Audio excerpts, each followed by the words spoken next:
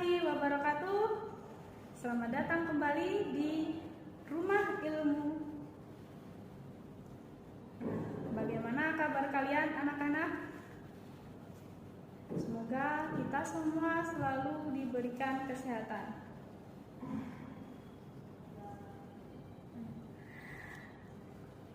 Hari ini kita akan memasuki materi IPS untuk kelas 9. Nah, sebelumnya perkenalkan, nama saya Suastiani. Saya mengajar IPS di SMP Negeri 60 Surabaya. Oke, sebelum kita mulai pelajaran hari ini, akan lebih baik jika kita berdoa terlebih dahulu agar semua yang ilmu kita dapat hari ini dapat bermanfaat bagi kita semua. Berdoa dimulai.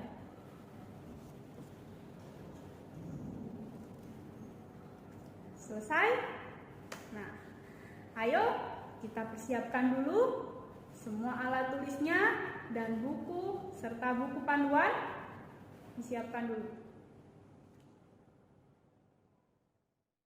Minggu lalu kita sudah belajar tentang potensi sumber daya alam di benua Asia dan benua lainnya. Nah, untuk materi selanjutnya kita akan membahas tentang sumber daya alam. Pasti di antara kalian sudah banyak yang tidak asing dengan materi ini, kan?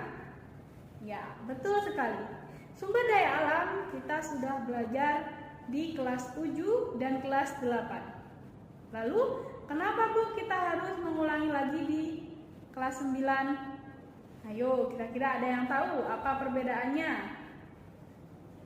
Nah, jadi, di materi kelas 7, kita membahas sumber daya alam hanya secara nasional atau membahas sumber daya alam yang berada di Indonesia. Kemudian di kelas 8 kita membahas sumber daya alam yang terdapat di negara-negara ASEAN, lebih tepatnya di 10 negara anggota ASEAN. Nah, untuk kelas 9 kita akan keliling lebih jauh lagi dengan mempelajari sumber daya alam yang tersebar di dunia atau yang tersebar di 5 benua besar di dunia, yaitu benua Asia, Australia, Afrika, Amerika, dan Eropa. Oke, sampai di sini sudah cukup mencatatnya?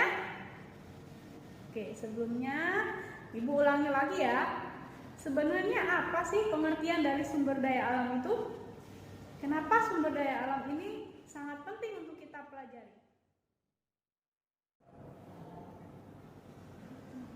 Oke, sebelum memasuki pengertian dari sumber daya alam, Ibu jelaskan dulu ya. Tujuan dari pembelajaran kita hari ini adalah untuk mengetahui sumber daya alam yang ada di benua Asia, Afrika, Australia, Eropa, dan Amerika.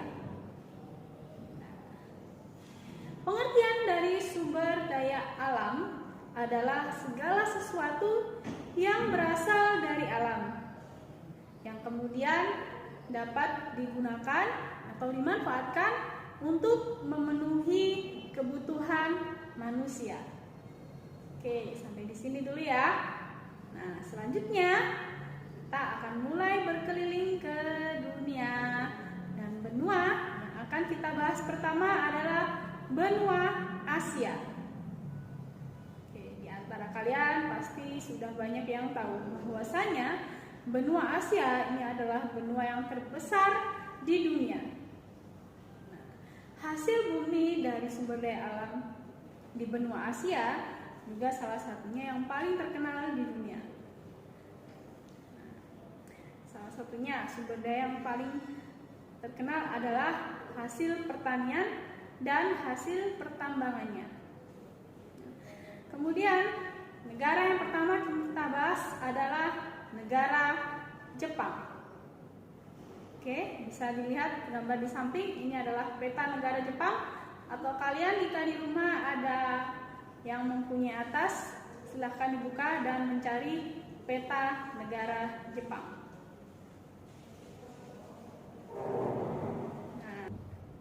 Nah, berikut adalah batas-batas wilayah dari negara Jepang. Di sebelah barat negara Jepang terdapat negara Korea Utara dan Korea Selatan. Di sebelah utaranya ada Laut Okhotsk. Di sebelah timurnya terdapat Samudra Pasifik dan di sebelah selatannya terdapat Laut Cina Timur dan Laut Filipina. Oke. Nah, negara Jepang ini sebenarnya salah satu negara yang terkenal karena industrinya, sehingga Jepang sendiri juga disebut sebagai negara maju di Asia maupun di dunia. Nah, secara geologinya Jepang ini disebut sebagai wilayah cincin api. Oleh karena itu menyebabkan negara Jepang ini sangat terbatas pada sumber daya alam mineralnya. Apa saja sumber daya alam mineral itu? Contohnya batu bara, minyak bumi, aluminium. Itu adalah contoh dari sumber daya alam mineral. Nah, di Jepang itu sangat terbatas jumlahnya. Akan tetapi Jepang juga bergantung pada bahan mentah dan bahan bakar hasil